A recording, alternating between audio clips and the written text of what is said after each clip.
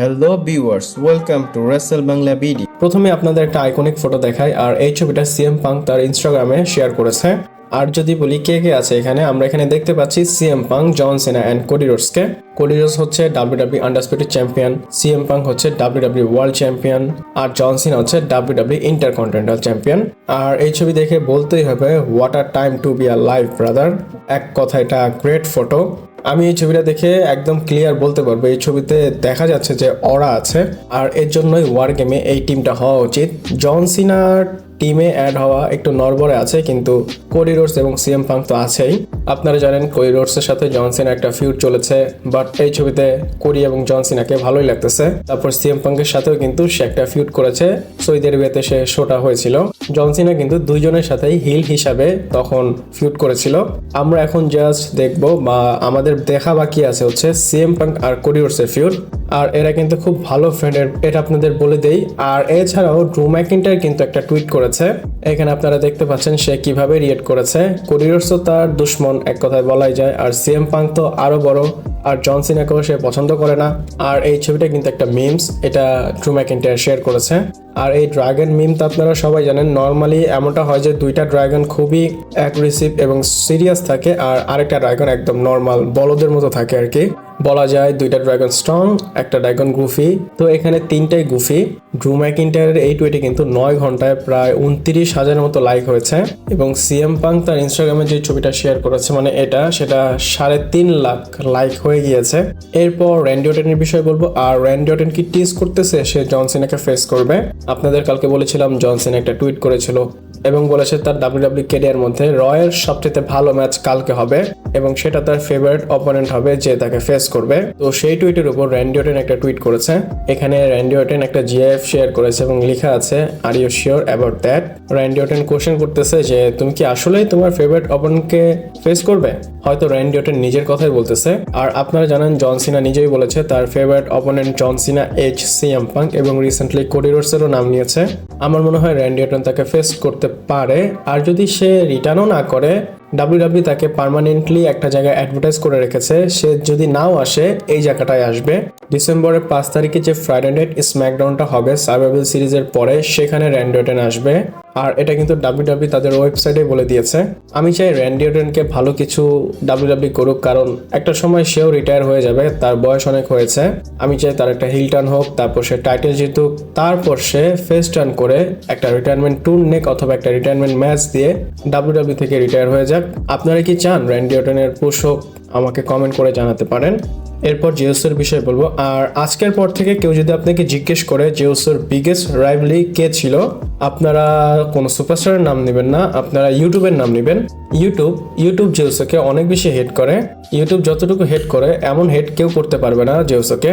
আপনারা জানেন ইউটিউবে জেউসের ভিডিও দেওয়া হয়, সেখানে ডিসলাইকের উপর ডিসলাইক হয়। আর আমি আপনাদের কিছু টুইট দেখাই, মানে আপনারা গ্রাফিক হিসাবেও নিতে পারেন, কারণ প্রত্যেকটা ছবিতে ডিসলাইকের অভাব নেই। এখানে আপনারা দেখতে পাচ্ছেন জেউসের আলাদা আলাদা ভিডিওতে কতগুলো ডিসলাইক। জেউস যখন রয়্যাল রাম্বল জিতেছিল সেখানে কত ডিসলাইক আছে, এখানে 27,000 ডিসলাইক আছে। এরপরে দেখেন 61,000 ডিসলাইক আছে জেউসো যখন গুন্থারকে বিট করে চ্যাম্পিয়ন হয়েছিল। এরপরে যদি আবার দেখেন জেউসো যখন ব্যাটল রয়্যাল জিতলো, তখন 66,000 ডিসলাইক আছে। আর এখন রিসেন্টলি সে স্ম্যাকডাউনে মিসকে হারিয়েছে, সেখানেও ডিসলাইক হয়েছে, এখানে 27,000-এর মতো ডিসলাইক আছে। জেউসোর ভিডিও যখন ইউটিউবে দেওয়া হয়, সেখানে লাইকের থেকে ডিসলাইক বেশি আসে। জেউসোকে যদি কেউ বেশি হেট করে, ইউটিউবের যে ফ্যান ডাব্লিউডাব্লিউর তারাই হেট করে, এর জন্য ডিসলাইক দেয়। এছাড়া আপনাদের মধ্যে একজন লিখেছেন জেউস একটা ট্যাগ টিম ডিভিশনের সুপারস্টার, ডাব্লিউডাব্লিউ শুধু এত বড় বানানোর চেষ্টা করতেছে। সেম রিপোর্ট আসতেছে, ট্রিপল এইচ এমন ভাবে পুশ করতেছে জেউসকে যেন ফ্যানরা দেখে অভ্যস্ত হয়ে যায়, পরবর্তীতে যেন সে একটা বড় সুপারস্টার হয়ে যায়। এমন ট্রিটমেন্ট কিন্তু ভেন্স ম্যাকম্যানও করেছিল বিগ ডগের ক্যারেক্টারে রোমান রেইন্সের, কিন্তু সেটা সাকসেসফুল হয়নি। আমার মনে হয় জেউসও ফ্লপ হবে। যতটুকু সময় সে রোমান রেইন্সের রাইট হ্যান্ড ম্যান ছিল বা রোমান রেইন্সের সাথে ফিউড করেছিল, অতটুকু সময় ঠিক ছিল। ট্রিপল এইচ এক প্রকার বোকা বানাচ্ছে ফ্যানদের এই জেউসকে নিয়ে। আপনারা কি মনে করেন আমাকে কমেন্ট করে জানাতে পারেন। এরপর মানডে নাইট রয়ের প্রিভিউ আপনাদের বলে দেই। এখানে দেখতে পাচ্ছেন জন সিনা তার ফাইনাল অ্যাপিয়ারেন্স করবে রতে। শুধু অ্যাপিয়ারেন্স না, সেখানে কম্পিটও করবে রিং এর মধ্যে। আর এটা জন সিনার কেরিয়ারের লাস্ট ম্যাচ হবে মানডে নাইট রতে। আর এরপর আপনারা কখনো অ্যাজ এ ডাব্লিউডাব্লিউ রেসলার হিসেবে জন সিনাকে মানডে নাইট রতে রেসলিং করতে দেখতে পারবেন না। জন সিনা যে রয়ের ইতিহাস, এটা এই টুইসডেতেই এন্ড হবে। জন সিনা কাকে রেসেল করবে এখন আমরা জানতে পারিনি। পসিবলি অনেকেই অনেক কথা বলতেছে, সবকিছু আপনাদের শেয়ার করেছি।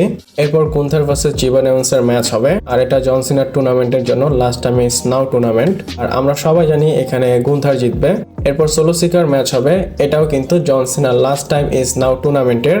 আর এখানে কিন্তু মিস্ট্রি অপোনেন্ট হিসাবে কেউ একজন আসবে, যেমনটা স্ম্যাকডাউনে জ্যাক রাইডার এসেছিল। এরপর আপনারা বেকি লিঞ্চের ম্যাচ দেখবেন ম্যাক্সিন ড্রুপির এগেনস্টে। আর এখানে কিন্তু টাইটেল অন দ্য লাইনে আছে, মানে উইমেন্স ইন্টারকন্টিনেন্টাল টাইটেল। আর এগুলো কিন্তু অফিসিয়ালি কনফার্ম করা হয়েছে 4টা জিনিস। এক্সট্রা আর অনেক কিছুই হতে পারে, আপনারা অনেক রিটার্নস এক্সপেক্ট করতে পারেন, যেমন ব্রক লেসনার এবং রোমান রেইন্সের।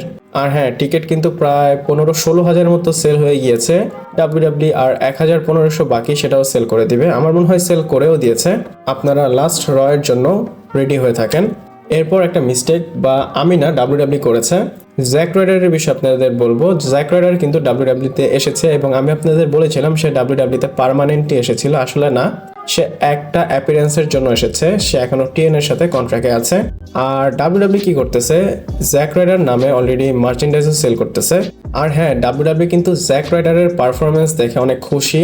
ফ্যানরা যেভাবে রিয়াকশন দিচ্ছে, সামনে গিয়ে হয়তো জ্যাক রাইডার ডাব্লিউডাব্লিউতে চলে আসবে।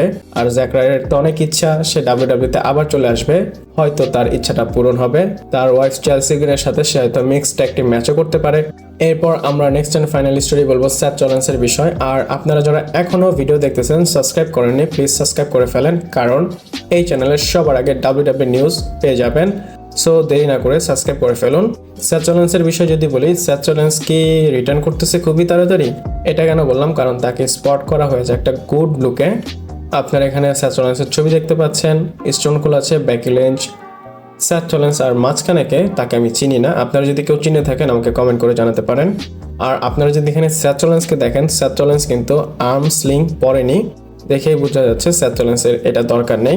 আমার মনে হয় সেথ রলিন্স প্রপারলি রিকভার করে ফেলতেছে। এতটুকু বলতে পারি, সেথ রলিন্সের এই কন্ডিশন দেখে পসিবলি সেথ রলিন্স খুবই তাড়াতাড়ি চলে আসবে।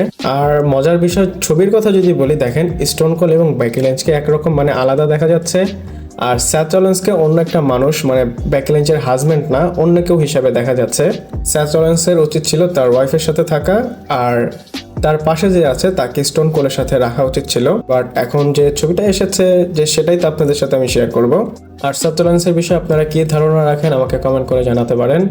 আর আমি হোপ করতেছি আপনারা এই ভিডিওতে ভালো ভালো ইনফরমেশন পেয়েছেন। যদি আপনারা ভালো ইনফরমেশন পেয়ে থাকেন, ভিডিওটাকে লাইক করবেন, ফ্রেন্ডদের সাথে শেয়ার করবেন, কমেন্ট করবেন, এবং পরবর্তী ভিডিওতে আবার দেখা হচ্ছে।